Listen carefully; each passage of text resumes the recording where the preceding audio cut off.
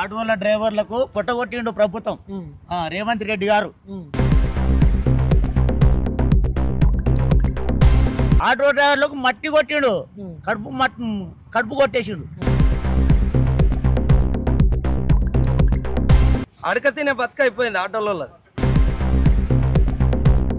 ఈ భాగ్యనగరమా ఏంది ఇది? బద్మాష్ నగరం అవుతుందా?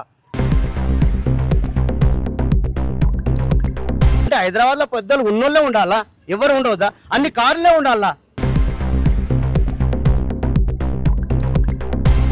అని కాదు తెలియదు, పూకు తెలియదు మాట్లాడుతున్నాడు.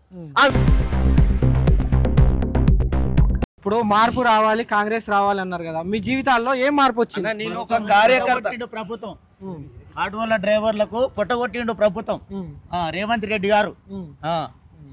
ఏం మార్పు వచ్చింది అంటే ఆటో డ్రైవర్లకు మట్టి కొట్టిండు, కడుపు కొట్టేసిండు సీఎం గారు. మార్పు వచ్చింది, ఇదే మార్పు వచ్చింది మాకు. 12,000 ఇస్తామన్నాడు. 12,000 సున్నాలు లేవు మాకు, వద్దే పోదా 12,000. మాకు కష్టం ఉంది కదా, మాకు ప్రభుత్వంతో మాకు అవసరం లేదు. 12,000 కావాలని మీరు అడిగిరా? మేము అడగలేదు, వాళ్ళు ఎందుకు ఇస్తారు, మాకు అవసరం లేదు కాబట్టి. సరే ఏముంది, మేము నడుపుకుంటున్నాము, మాకు పొట్ట కొట్టకుండా ఏదో చేస్తారనుకున్నాం. కానీ ఫ్రీ బస్సులు పెట్టేసి అన్న, ఇంతకుముందు ఒక బస్సు వచ్చేది ప్రగతి నగర్ రోడ్, ఇప్పుడు 6 బస్సులు వేసాను. కంటిన్యూ బస్సులు తిరుగుతున్నాయి. రోడ్డు ఎక్కితే అడక తినే బతుకైపోయింది ఆటోలలో. ఏడ చూసిన ఆటోలు ఆగుతున్నాయి. మా పరిస్థితి షేరింగ్ నడుపుకునేటోళ్ళ పరిస్థితి ఏంది? లైన్ మేము ఇంత కష్టపడుతున్నాం, ప్రతి రూపాయి దగ్గర వేసుకొని కష్టపడుతున్నాం, ఫైనాన్సులు కట్టుకుంటున్నాం. అడవి కూర్చోవాలి వెళ్ళిపోవాలి, అడవి కూర్చోవాలి వెళ్ళిపోవాలి. ఫ్రీ బస్సులు వేసినాక ఇంక ఏడొస్తుంది మాకు. కరోనాకు ముందు మీ బతుకులు ఎలా ఉన్నాయి, కరోనా తర్వాత మీ బతుకులు ఎలా ఉన్నాయి? కరోనా అప్పుడు వచ్చినప్పుడు కొంచెం మంచిగుండే, ఇప్పుడు ఇంకా దళిద్రం అయిపోయింది ఈ ప్రభుత్వం వచ్చినాక. ఇది రెండో కరోనా ఉంది, ఆ కరోనా కాదు, ఈ రెండో కరోనా తెచ్చాడు రేవంత్ రెడ్డి. అదే కాదు, ఈ రెండో కరోనా తెచ్చాడు. ఇప్పుడు ప్రతి దిక్కు ప్రతి డిస్ట్రిక్ట్ లో ప్రతి ఒక్క ఎమ్మెల్యే ఉన్నాడు, ఎంపీలు ఉన్నారు, అందరూ ఉన్నారు. ప్రతి ఎమ్మెల్యే దిక్కు మేము ఆటో డ్రైవర్లు చేస్తేనే వాళ్ళకు ర్యాలీ చేసినాం, అన్ని చేసినాం. 10 రకాల మేము సాయం చేసినాం. ఇప్పుడు రేవంత్ రెడ్డి అది ఆలోచించకుండా, ఎవరు ఆ ఎమ్మెల్యేను మాటలు వినకుండా ఆటో డ్రైవర్ పొట్టగొట్టి ఈ విధంగా చేసే పద్ధతి కాదు. మళ్ళీ వేరే ఈ ఆటోలను ఎవరు తీసుకుంటారు? మరి గవర్నమెంట్ తీసుకుంటుందా?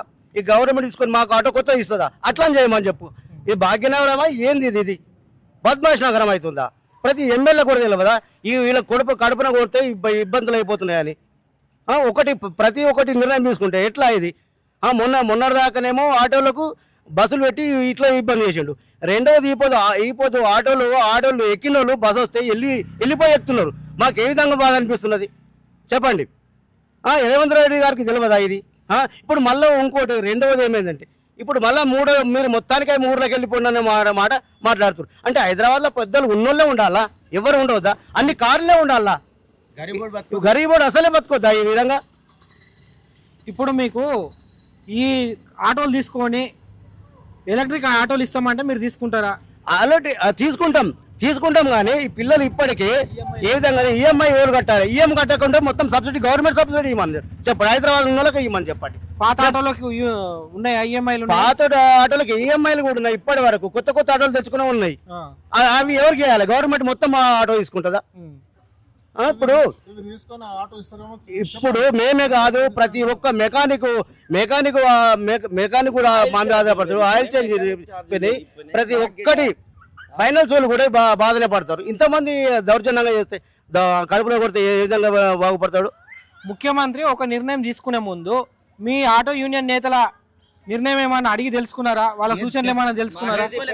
ఆటో డ్రైవర్లది ఏ పున్నం ప్రభాకర్ లడలడ కొడతాడు కానీ ఆయన కాదు తెలియదు, పూకు తెలియదు మాట్లాడుతున్నాడు. ఆ విధంగా తెలుసుకోలేదు ప్రతి ఒక్కరికి. ఆటో డ్రైవర్ ఏ విధంగా ఉన్నారు? ఎవరైనా సర్వే చేసిర్రా? వాళ్ళు కూడా ఎమ్మెల్యే సర్వే చేసిర్రా? ఆడ పోయి గెలిచే కూర్చున్నాడు. హైదరాబాద్ లో మన గెలిచిర్రా? వీళ్ళు ఊర్ల దిక్కు గెలిచిరా? ఊర్ల దిక్కన్నా బాగా చేస్తుర్రా? ఊర్లో ఉన్న వాళ్ళని హైదరాబాద్ బతితే ఊరికెళ్ళ కొడుతున్నారు. ఈ విధంగా చేసు న్యాయం ఇది?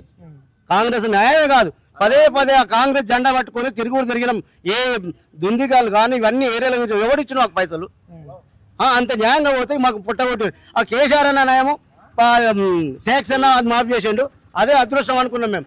ఇంత అంతకు బాగా చేసామని మేము ఆలోచిస్తే సర్వనాశనం చేసి పడేసాడు.